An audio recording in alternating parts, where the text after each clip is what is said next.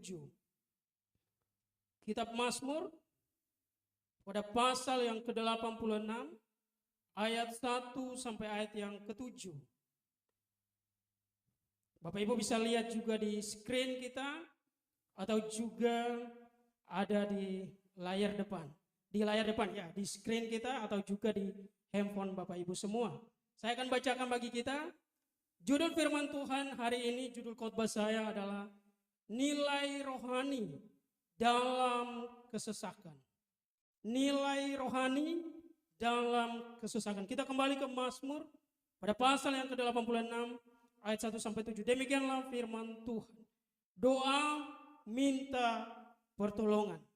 Doa Daud. Dikatakan, sendangkanlah telingamu ya Tuhan, jawablah aku, sebab sengsara dan miskin aku.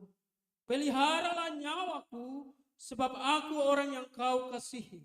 Selamatkanlah hambamu yang percaya kepadamu. Engkau adalah Allahku, kasihanilah aku, ya Tuhan. Sebab kepadamulah aku berseru sepanjang hari. Buatlah jiwa hambamu bersukacita. Sebab kepadamulah ya Tuhan, ku angkat jiwaku. Sebab engkau ya Tuhan, baik dan suka mengampuni, dan berlimpah kasih setia bagi orang yang berseru kepadamu. Pasanglah telinga kepada doaku, ya Tuhan, dan perhatikanlah suara permohonanku. Pada hari kesesakanku aku berseru kepadamu, sebab engkau menjawab aku. Bapak Ibu Saudara yang saya kasih dalam Tuhan Yesus, kalau kita membaca kitab Mazmur itu dibacakan sambil dinyanyikan Bapak Ibu Saudara. Dibacakan sambil dilakukan. Dibacakan sambil ada nadanya. Terserah Bapak Ibu mau pakai nada yang mana. Tetapi biasanya karena kitab Mazmur ditulis oleh orang Timur Tengah, oleh orang Yahudi, oleh orang Israel, berarti musiknya agak sedikit seperti rebana, seperti Bapak Ibu Saudaraku, agak sedikit dangdut, ada sedikit nuansa-nuansa dangdut yang tipis Bapak Ibu Saudaraku. Nah ketika Daud berdoa, Daud menaikkan doa ini Bapak Ibu Saudara, dia dalam tekanan yang luar biasa. Dia dalam kesesakan. Dia dalam kesulitan Bapak Ibu Saudaraku. Kenapa?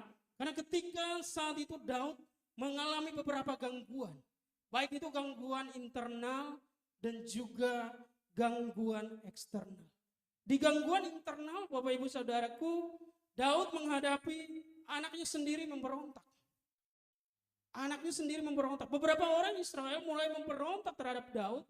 Dan di dalam eksternalnya Bapak Ibu, dia menghadapi musuh yang sangat kuat.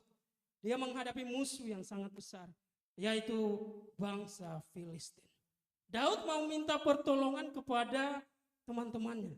Mentok Bapak Ibu Saudara. Daud mau minta pertolongan kepada prajuritnya. Tetap juga, kenapa? Karena musuh yang dialami oleh Daud adalah internal dan juga eksternal.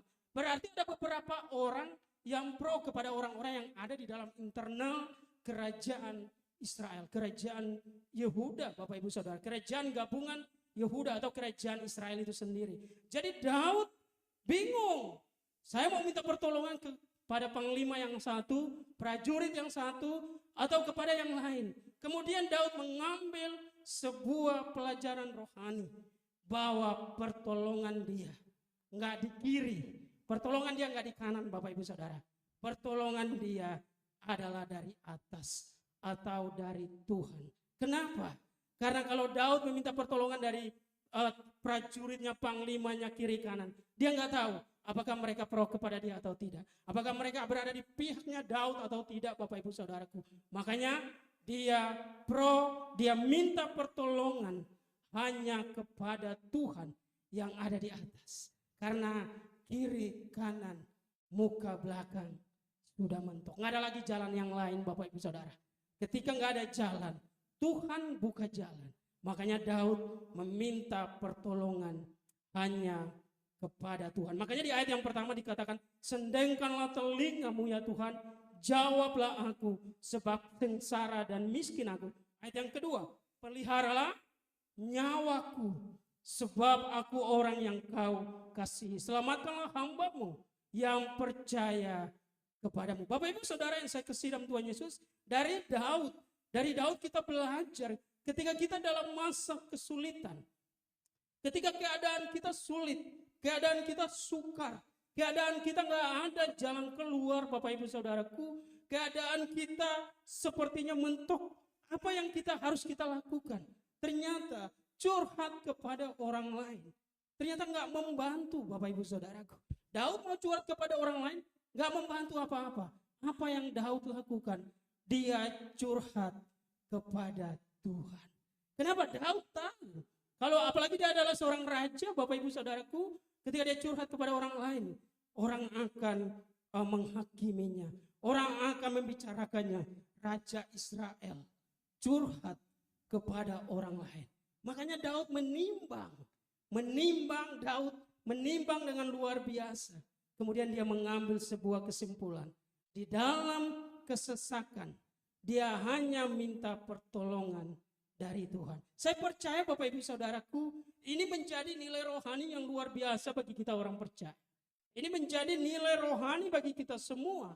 Ketika kita berada dalam situasi yang sulit, ketika kita berada dalam situasi yang sukar, mari Bapak Ibu Saudaraku, curhat boleh dengan orang yang kita percaya, Bapak Ibu Saudaraku. Dengan orang yang bisa kita percaya. Orang yang bisa dipercaya seperti apa? Ketika kita curhat, nggak bocor keluar. Karena kalau bocor keluar, berarti orangnya nggak bisa dipercaya. Saya dulu Bapak Ibu Saudara ada teman, karena kita pernah sekolah di sekolah yang ada asrama, ya kan. Sekolah-sekolah yang ada asrama. Jadi ternyata di asrama itu rahasia itu umum. Ketika kita bicara, jangan bicara sama si A. Si A akan ke si B, Bapak Ibu Saudaraku. Dia akan katakan, jangan bilang-bilang. Jangan bilang-bilangnya sampai Z. Jadi dalam 1 minggu, rahasia itu udah umum. Semua bisa tahu, Bapak Ibu Saudara yang saya kasih dalam Tuhan Yesus. Artinya di sini kita belajar bahwa nilai rohani dalam kesesakan yang ditampilkan oleh Daud, Bapak Ibu Saudaraku, bahwa ketika dia dalam kesesakan, dia dalam masa, dia benar-benar membutuhkan pertolongan. Kenapa? Pertolongan di sini berbicara nyawanya sendiri. Nyawanya terancam. Dia hanya curhat kepada Tuhan. Dia hanya mau datang kepada Tuhan. Dia hanya mau datang kita berada dalam situasi yang sulit. Kita berada dalam situasi yang sukar. Keadaan kita sulit, keadaan kita sukar. Kita belajar 3 hal ini Bapak Ibu Saudara. 3 nilai. Nilai rohani apabila kita mengalami kesulitan. Apabila kita mengalami keadaan yang sulit, keadaan yang sukar, keadaan yang dalam kesesakan. Yang pertama, pada pasal yang ke-86, ayat yang ketiga dikatakan, engkau adalah kepadamulah aku berseru sepanjang hari. Bapak Ibu Saudara yang saya kasih dalam Tuhan Yesus, nilai rohani pertama dalam kesulitan yang dialami oleh seorang Raja Daud, dia mau berseru kepada Tuhan. Amin. Tetapi seruan minta pertolongan kepada Tuhan adalah jalan yang paling pertama dan yang terutama. Amin. Jadi ketika kepada Tuhan, kita langsung meminta pertolongan kepada Tuhan. Jangan sampai ketika kita dalam situasi kesesakan, kita dalam situasi keadaan kita sulit, keadaan kita benar-benar susah, sukar, Bapak Ibu Saudaraku, kita mulai, saya percaya saya bisa melewatinya. Tanpa kita melibatkan Tuhan. Tanpa kita meminta pertolongan daripada Tuhan. Biasanya begitu manusia Bapak Ibu. Orang biasanya seperti itu. Ketika dia berusaha dia nggak mampu lagi. Baru lagunya keluar. Aku tak sanggup lagi. Seperti itu Bapak Ibu Saudara. Dia udah nggak kuat. Dia udah nggak sanggup. Baru dia datang kepada Tuhan. Itu adalah orang-orang yang menjadikan Tuhan sebagai jalan alternatif Bapak Ibu Saudaraku. Sebagai jalan yang terakhir. Bukan jalan yang pertama. Tetapi kita belajar dari seorang Raja Daud. Di ayat yang ketiga dikatakan, engkau adalah Allahku, kasihanilah aku ya Tuhan. Sebab kepadamulah aku berseru sepanjang hari. Sepanjang hari Daud berseru kepada Tuhan. Meminta pertolongan kepada Tuhan. Daud menjadikan Tuhan sebagai pertolongan yang pertama dan yang terutama. Yang nomor 1 Bapak Ibu Saudara. Makanya kalau kita nonton film Bapak Ibu, biasanya kalau film-film Hollywood, orang kalau dalam situasi sulit, mereka teleponnya kemana? 911, 911. Mereka langsung tahu, mereka langsung calling ke bagian darurat supaya mereka bisa mendapatkan pertolongan. Bapak Ibu Saudaraku, ketika kita berada dalam situasi yang sulit, kita berada dalam situasi yang sukar, hal pertama yang kita lakukan bukan curhat ke kiri, ke kanan, depan, belakang. Tetapi yang pertama kita lakukan, berseru kepada Tuhan. Amin. Yang pertama kita lakukan, meminta pertolongan kepada Tuhan.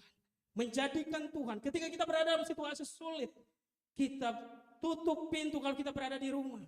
Kita masuk kamar kita berdoa kepada Tuhan. Seperti yang dilakukan oleh Raja Daud.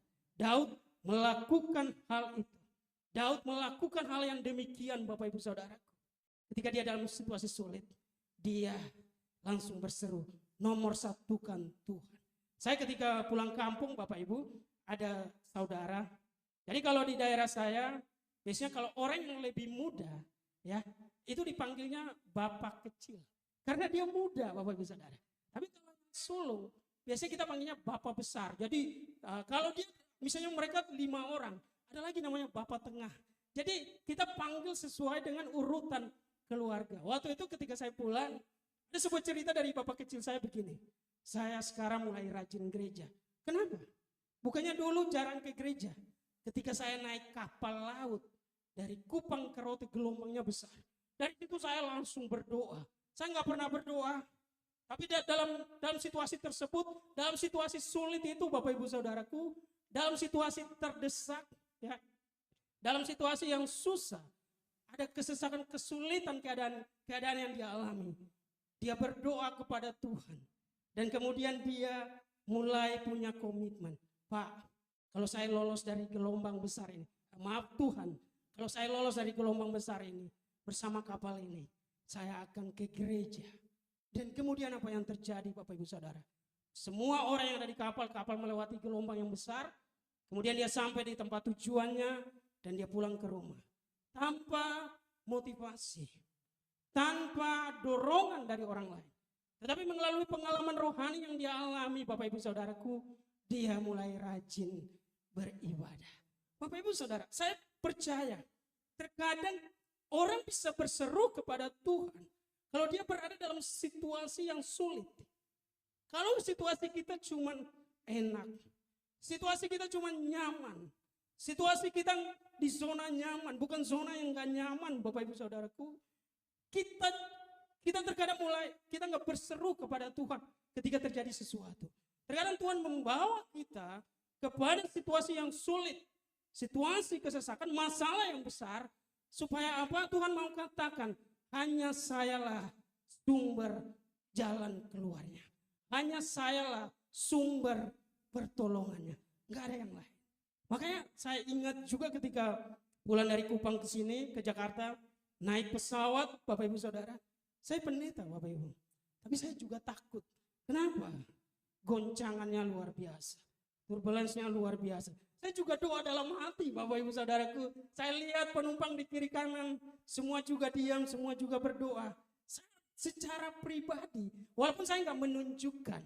Karena nanti ketahuan pendeta kan lucu Bapak Ibu Saudara. Suara saya bergetar, berdoa begitu ya.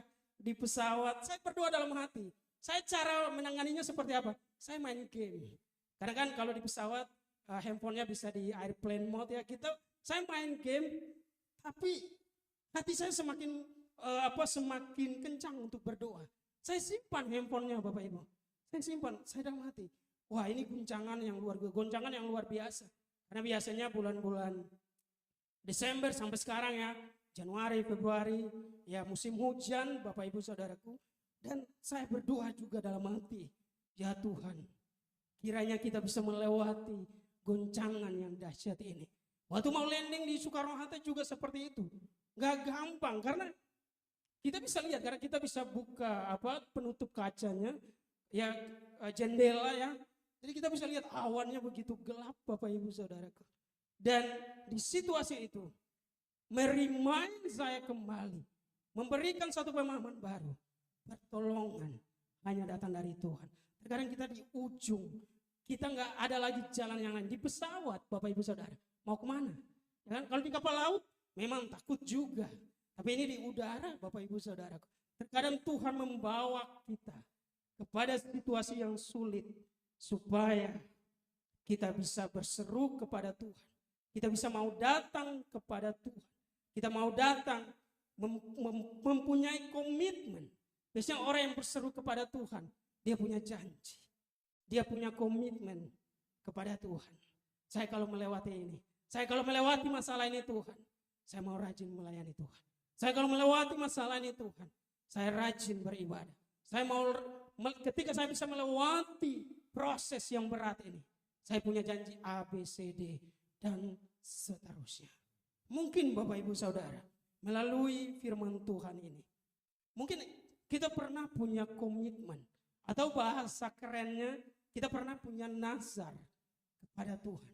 Ketika kita berada dalam situasi yang sulit, ya, ketika kita berada di situasi yang enggak gampang, situasi yang sukar. Biasanya ketika kita sudah berada dalam situasi yang enak, nyaman, kita lupa Bapak Ibu Saudara. Mungkin melalui firman Tuhan ini bisa merimain kembali kita bahwa kita pernah punya janji, kita pernah punya nazar, kita pernah punya komitmen kepada Tuhan. Mari apapun itu yang membuat kita memiliki pengalaman rohani yang luar biasa bersama Tuhan. Melalui firman Tuhan ini Tuhan merimain kembali kita. Tuhan mengingatkan kembali kita. Bapak Ibu Saudaraku, ternyata ada nilai rohani dalam kesesakan. Ada nilai rohani dalam kesulitan. Ada nilai rohani dalam kesusahan. Jadi ketika kita mengalami itu, maju terus, pantang mundur. Curhat sama Tuhan Bapak Ibu Saudara. Daud kalau mau curhat, saya percaya kitab Mazmur gak muat Bapak Ibu Saudara. Kenapa? Anaknya sendiri yang memberontak. Ya, anaknya sendiri, anak yang paling keren, anak yang paling luar biasa, rambutnya panjang, paling cakap di Israel. Saya ingat ketika waktu saya masih kuliah, ya, di kampus, kita ada retret kampus. Dan kemudian ada satu pertanyaan begini, siapakah orang yang paling cakap di Alkitab? Saya tunggu, nggak ada yang jawab, Bapak Ibu Saudara. Saya tahu, ya. Kenapa saya tahu? Saya pernah baca. Saya diam. Kemudian jurinya mulai hitung. 5, 4, saya angkat tangan. Saya jawab betul, dapat oleh Alkitab waktu itu Bapak Ibu Saudara. Artinya, kita belajar di sini, Daud menghadapi situasi. Anak kandungnya sendiri yang melawan dia. Dia nggak curhat kepada orang, dia nggak curhat kepada panglimanya. Dia curhat kepada Tuhan. Beberapa orang Israel, mereka mulai memberontak kepada Daud. Daud nggak marah, tetapi Daud curhat kepada Tuhan. Daud belajar, mungkin melalui situasi sulit ini, mungkin melalui keadaan yang terdesak ini, melalui keadaan yang nggak gampang ini, Tuhan bisa bekerja. Tuhan akan memberikan jalan keluar. Biarlah Tuhan yang bekerja melalui situasi seperti ini. Dan apa yang terjadi? Orang-orang yang berusaha melawan Daud nggak berhasil, Bapak Ibu Saudara. Kenapa? Kuncinya Daud curhat kepada Tuhan. Berarti jalan keluar yang terbesar, solusi yang terbesar, Bapak Ibu Saudara, ketika kita menghadapi masalah, ketika kita menghadapi situasi yang sulit, ketika kita dalam keadaan yang terdesak, ada dalam situasi kesesakan, curhat, datang kepada Tuhan. Firman Tuhan katakan, tutuplah pintu kamar kita, berdoa. Ya, kalau biasanya orang-orang teologi katakan tikam lutut, maksudnya berdoa pakai lutut, Bapak Ibu Saudaraku. Kekuatan kita hanya doa. Saya percaya, mungkin situasi yang seperti Daud ini, mungkin hari-hari ini kita alami, Bapak Ibu Saudaraku. Mungkin hari-hari ini kita pernah alami dan kita pernah lewati. Dan kemudian itu menjadi satu kesaksian testimoni yang luar biasa. Melalui pengalaman Daud bersama Tuhan kita belajar. Dalam situasi terdesak, seperti di ayat 3 tadi, bahwa dia datang berseru, sebab kepadamulah aku berseru sepanjang hari. Dalam situasi sulit, berserulah kepada Tuhan. nomor satukan Tuhan. Dan berseru kepada Tuhan menjadi tindakan yang awal dan yang pertama dan yang terutama. Bukan yang alternatif. Itu yang pertama Bapak Ibu Saudara.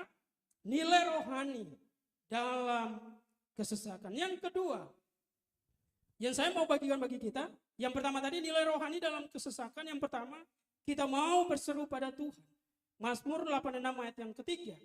Dan yang kedua, kita mau berserah pada Tuhan. Pada ayat yang ke-6 saya bacakan bagi kita. Mazmur 86 ayat yang ke-6. Dikatakan demikianlah firman Tuhan. Pasanglah telinga kepada doaku, ya Tuhan. Dan perhatikanlah suara permohonanku. Bapak Ibu Saudaraku, dalam situasi ini situasi yang terdesak. Tadi saya katakan 911, 911. Ini situasi yang darurat. Makanya Daud meminta pertolongan kepada Tuhan. Pasanglah telinga kepada doaku, ya Tuhan. Kenapa? Karena perhatikanlah suara permohonanku. Kenapa? Nyawa Daud terancam, Bapak Ibu Saudaraku. Dia mau dikudeta sama anaknya. Dia mau diganggu, dia diganggu sama beberapa orang Israel yang mau memberontak. Jadi Daud karena terancam nyawanya, dia berkata kepada Tuhan, pasanglah telinga kepada doaku ya Tuhan dan perhatikanlah suara permohonanku. Kekuatan Daud saat itu adalah berserah, Bapak Ibu Saudara. Kekuatan Daud saat itu hanyalah datang kepada Tuhan. Daud nggak menyerah. Kembali lagi, Daud nggak menyerah, Bapak Ibu Saudaraku, tetapi justru Daud berserah kepada Tuhan pada saat itu. Dia benar-benar berserah kepada Tuhan supaya masalah yang dia alami itu ada jalan keluarnya. Makanya kalau kita belajar, Daud berserah kepada Tuhan, datang kepada Tuhan, ya Tuhan, saya bawa tubuh jiwa roh saya benar-benar berserah penuh. Nggak ada lagi jalan yang lain. Tuhan yang nomor satu, saya berserah hanya kepada Tuhan. Saya nggak menyerah, tapi saya mau berserah kepada Tuhan. Karena kalau pakai kekuatan pribadi, Daud menyerah, Bapak Ibu Saudara. Kalau pakai kekuatan manusiawi, Daud menyerah. Kalau kita belajar dari Daud, Bapak Ibu Saudaraku, ketika Daud, ingat baik, ketika Daud mengalahkan Goliat, banyak orang bersorak-sorai. Tetapi ketika Daud menghadapi namanya perlawanan, ketika Daud menghadapi pemberontakan, banyak orang mulai menghakimi. Dari sini kita belajar Bapak Ibu, bahwa orang ternyata hanya fokus pada kesuksesan. Orang hanya fokus kepada prestasi. Ketika Daud prestasi, mengalahkan Goliat, wow, semua bertepuk tangan. Dahsyat, luar biasa. Tuhan pakai Daud dengan dahsyat. Tetapi ketika Daud menghadapi situasi yang sulit, yang situasi dalam kesesakan, dia mengalami banyak pemberontakan yang terjadi, baik internal, baik eksternal. Banyak orang mulai mencemooh, banyak orang mulai membicarakan, banyak orang mulai menghakimi. Dari sini kita belajar sebagai orang percaya yang berhikmat, Bapak Ibu Saudara yang dikasihi oleh Tuhan Yesus, gak usah terlalu peduli pada sebuah pujian. Amin. Gak usah juga terlalu peduli pada sebuah penghakiman.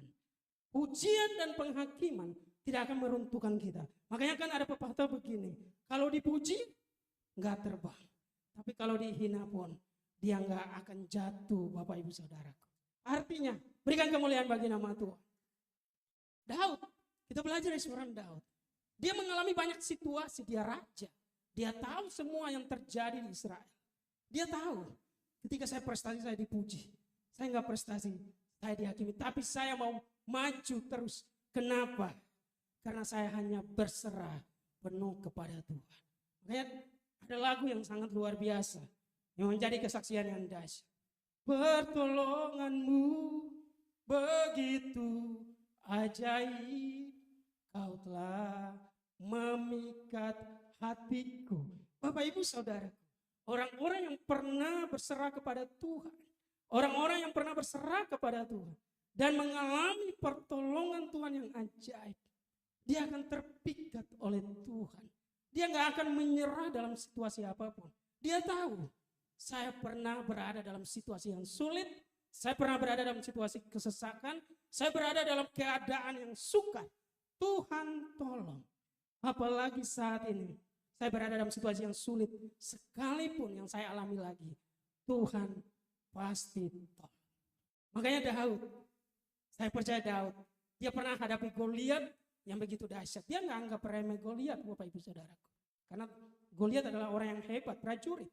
Tetapi ketika dia menghadapi masalah yang lain pun, dia nggak meremehkan masalah itu. Tetapi dia juga nggak menyerah. Tetapi yang terjadi, dia berserah kepada Tuhan. Coba kita buka dalam Lukas pada pasal yang ke-8 ayat 43 dan 44. Kita ke Perjanjian Baru. Lukas pada pasal yang ke-8 ayat 43, Bapak Ibu Saudaraku, dan 44. Di sini saya akan bacakan bagi kita. Adalah seorang perempuan yang sudah 12 tahun mengalami pendarahan, menderita pendarahan, dan yang tidak berhasil disembuhkan oleh siapapun. Ia maju mendekati Yesus dari belakang dan menjamah jubahnya. Dan seketika itu juga berhentilah pendarahannya. Bapak Ibu Saudara yang saya kasih dalam Tuhan Yesus, situasi yang susah, situasi yang terdesak, situasi yang gak gampang, itu dialami oleh perempuan yang mengalami sakit pendarahan 12 tahun. Saya percaya selama 12 tahun itu dia gak ketawa-ketawa.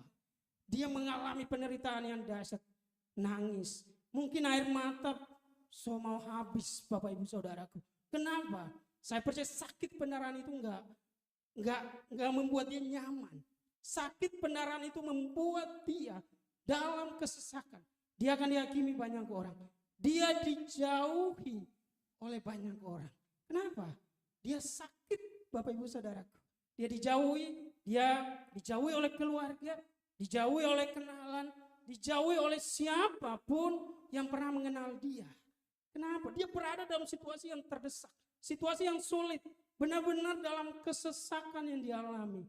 Ketika dia mendengar Yesus mau lewat, ingat baik, dalam Lukas, karena Lukas adalah seorang tabib atau juga dikatakan seorang dokter. Jadi dia memberikan keterangan yang pas, Bapak Ibu Saudaraku. Karena dia biasanya tulisan dokter lebih hebat soal hal-hal kesembuhan. Ketika saat itu Yesus nggak datang untuk menyembuhkan orang yang wanita yang 12 tahun sakit pendarahan. Bukan, Bapak Ibu Saudara. Dia mau pergi ke rumah Yairus. Yesus mau pergi diajak untuk membangkitkan anak Yairus. Di tengah jalan, saya percaya perempuan ini mendengar bahwa sang penyembuh itu, bahwa yang menyembuhkan itu sebentar lagi akan lewat. Tuhan Yesus sebentar lagi akan lewat. Dia hanya sentuh sedikit jubah atau ujung jubah, Bapak Ibu. Biasanya kan ada talinya seperti itu. Dia hanya sentuh sedikit, dia pasti mengalami pemulihan. Dia nggak menyerah, Bapak Ibu Saudara. Dia tahu situasi saat itu, dia mau berserah kepada Tuhan. Dia percaya di tengah banyak orang, pasti dia malu-malu. Dia akan melewati kerumunan banyak orang, yang dimana orang gak kenal dia, Bapak Ibu Saudara. Dan kemudian dia menyentuh jubah Yesus. Apa yang terjadi? Dia mengalami pemulihan. Bapak Ibu Saudara yang saya kasih dalam Tuhan Yesus, setiap masalah yang kita lewati memberikan kita sebuah pelajaran rohani, nilai rohani, supaya kita mau berserah kepada Tuhan. Kita nggak punya pilihan yang lain. Hanya kita mau datang berserah kepada Tuhan. Kita menyerah juga nggak bisa. Hidup itu terus berjalan, Bapak Ibu, amin. Hidup itu akan terus maju. Makanya seperti Daud dalam kesesakan, dia datang berserah kepada Tuhan. Dia nggak menyerah. Kenapa? Dia tahu Tuhan masih punya rencana bagi dia. Ketika wanita 12 tahun yang sakit pendarahan, walaupun dia dihakimi banyak orang, walaupun dia dijauhi banyak orang, mungkin keluarga, kenalan siapapun, dia nggak menyerah begitu saja. tetapi dia berserah penuh kepada Tuhan. Dia datang dengan iman yang luar biasa. Makanya di ayat 45 dikatakan, Lukas 8 ayat 45 dikatakan, lalu kata Yesus, siapa yang menjamah aku? Dan karena tidak ada yang mengakuinya, berkatalah Petrus, Guru, orang banyak mengerumuni dan mendesak engkau. Tetapi Yesus ayat 46 berkata, ada seorang yang menjamah aku sebab aku merasakan. Aku merasa ada kuasa keluar dari diriku. Bapak ibu saudara yang saya kasih dalam Tuhan Yesus. Ketika kita berserah kepada Tuhan. Ketika kita nggak menyerah, kita memilih untuk berserah kepada Tuhan. Kuasa Tuhan akan turun bagi kita. Kuasa Tuhan akan menghampiri kita. Kuasa Tuhan akan datang kepada kita untuk memberikan pertolongan. Amin. Persoalan cuman waktu, Bapak Ibu Saudara. Wanita ini 12 tahun. Saya percaya nggak gampang. Kalau pergumulan kita hari ini belum sampai setahun, mari belajar untuk berserah kepada Tuhan. Kalau pergumulan kita hari ini, kita dalam situasi yang terdesak, kita dalam situasi yang sulit, kita dalam situasi yang susah, mungkin 2 tahun, 3 tahun, belum sampai belasan tahun, belajar untuk berserah kepada Tuhan, datang kepada Tuhan, curhat kepada Tuhan, nggak boleh menyerah, Bapak Ibu Saudara. Ya, ku tak akan menyerah pada apapun. Juga orang percaya diajarkan supaya mereka nggak pernah menyerah dalam hidupnya, tetapi mereka mau berserah kepada Tuhan. Karena itulah kekuatan kita orang menyerah. Makanya kekuatan kita orang percaya hari ini bukan seberapa apa yang kita punya, bukan sekuat apa jabatan kita, sepopuler apa diri kita, tetapi kekuatan kita terletak ketika kita mau datang berserah kepada Tuhan. Kita mau datang meminta pertolongan Tuhan. Ketika kita berserah kepada Tuhan, kuasa Tuhan akan turun, pertolongan Tuhan akan turun untuk memberikan pertolongan, menjadi jawaban dalam kehidupan kita. Bapak Ibu Saudara yang saya kasih dalam Tuhan Yesus, nilai rohani yang kedua, ketika kita berada dalam situasi kesulitan, situasi kesesakan, situasi yang gak gampang, situasi yang sulit, adalah kita mau berserah kepada Tuhan. Karena itulah kekuatan kita. Dan yang ketiga, yang terakhir, apa nilai rohani dalam sebuah situasi yang sulit? Apa nilai rohani dalam kesulitan? Yang ketiga, kita mau bergantung pada Tuhan. Kita baca Mazmur, kembali ke Mazmur 86 ayat yang ke-7. Mazmur pada pasal yang ke-86 ayat yang ke-7, demikianlah firman Tuhan. Pada hari kesesakan aku berseru kepadamu, sebab engkau menjawab aku. Yang terjadi di ayat ke-7, Bapak Ibu Saudara, sudah terjadi. Daud menyaksikan sendiri bahwa ketika dia dalam situasi yang sulit dahulu, dia menghadapi masalah bersama Goliat, ya, perang dengan Goliat, dia ada jalan keluar. Ketika dia jaga domba, 2-3 ekor domba. Bapak Ibu Saudara, ingat baik, orang yang jaga 2-3 ekor domba itu bukanlah seorang peternak, bukanlah orang yang punya domba, itu dilatih. Magang, Bapak Ibu Saudara. Jadi Daud dimagang untuk jaga domba, cuman 2 atau 3 ekor. Nah, ketika Daud berhasil menjaga 2-3 ekor itu, Daud katakan baik singa, ya, baik hewan liar ketika mengganggu domba, dia punya tanggung jawab yang luar biasa. Dia menjaga keselamatan domba yang 2-3 ekor itu, Bapak Ibu Saudaraku. Daud punya pengalaman rohani bersama Tuhan. Ya, kenapa? Karena dia bergantung kepada Tuhan. Makanya ketika menghadapi Goliat pun, Daud karena sudah punya pengalaman rohani, dia tetap mau mengandalkan Tuhan. Dia tetap mau bergantung kepada Tuhan. Dia tetap mau datang kepada Tuhan. Dia tetap mau mengandalkan Tuhan. Berharap kepada Tuhan. Bapak Ibu Saudara ingat baik. Mengikuti Tuhan memang enak. Tapi juga terkadang nggak gampang. Ngeri-ngeri sedap Bapak Ibu Saudaraku. Kenapa? Pertolongan Tuhan itu terjadi di akhir. Ya, bukan terjadi di awal. Ketika kita baru melangkah, Tuhan langsung menolong kita. Enggak seperti itu. Tetapi pertolongan Tuhan terkadang berada di akhir. Pertolongan Tuhan ketika kita sudah nggak berdaya lagi. Makanya orang-orang ada yang mengatakan begini, Tuhan itu sebagai sutradara yang agung, ya, sutradara yang luar biasa. Kenapa? Biasanya kalau film Bapak Ibu Saudara, jagoan hadir di terakhir dan jagoan selalu menang Bapak Ibu Saudaraku. Nah, pertolongan Tuhan, ya, bagi orang-orang yang bergantung kepada Tuhan, biasanya ada dua. Yang pertama, ketika dia baru percaya, hari ini doa, besok Tuhan jawab. Amin.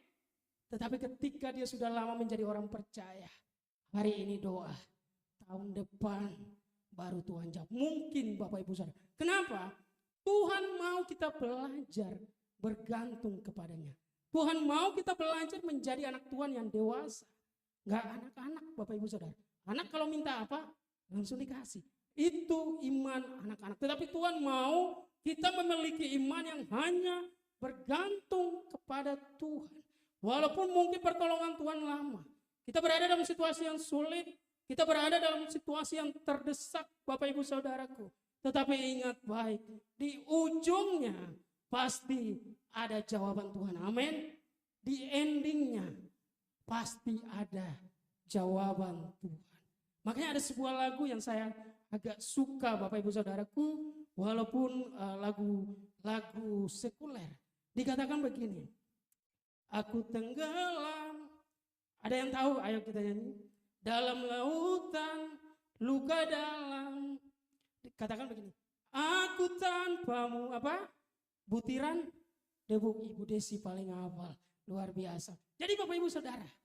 Ternyata kita kalau tanpa Tuhan. Butiran debu Bapak Ibu Saudaraku. Bukan siapa-siapa.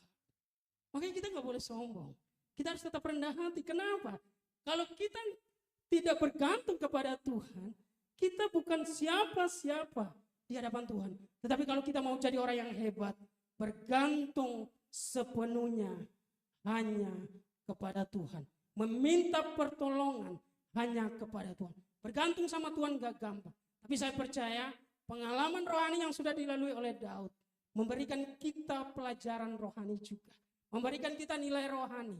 Bahwa Tuhan yang pernah menolong Daud melawan Goliat, Tuhan yang sama juga menolong Daud ketika dia menjadi gembala 2-3 ekor domba.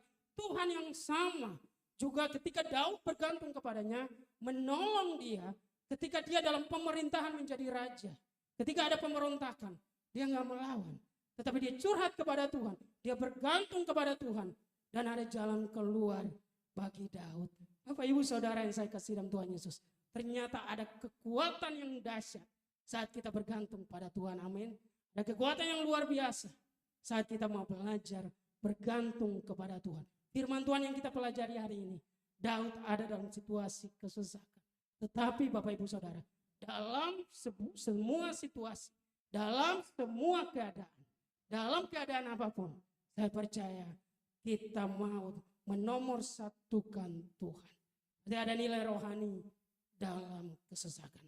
Kita belajar hari ini ada 3 nilai rohani dalam kesesakan.